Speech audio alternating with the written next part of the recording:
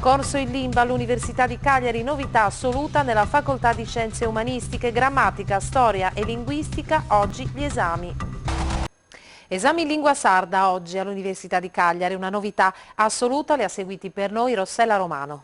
Cidadini de Brus Tempus è accettata i varianti di Brusu Prunovasa. Ma su sardo da quando si scrive? Esprimo documento scritto in lingua sadra. Un bel 30 per questo esame, come mai hai deciso di studiare sardo?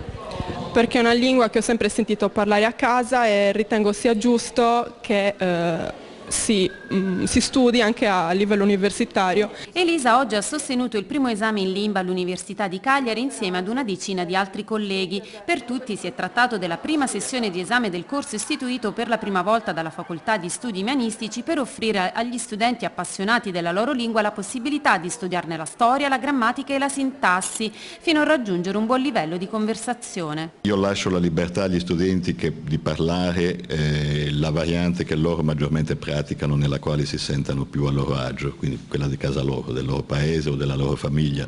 E perché studiare il sardo adesso? È una domanda semplice e difficile allo stesso tempo, perché è la lingua nostra, perché porta una cultura, perché è l'identità di ciò che siamo. Certo non è l'inglese, non è il francese, non è neanche l'italiano, ma perché una lingua contiene in sé un tesoro e una visione del mondo che se no viene persa.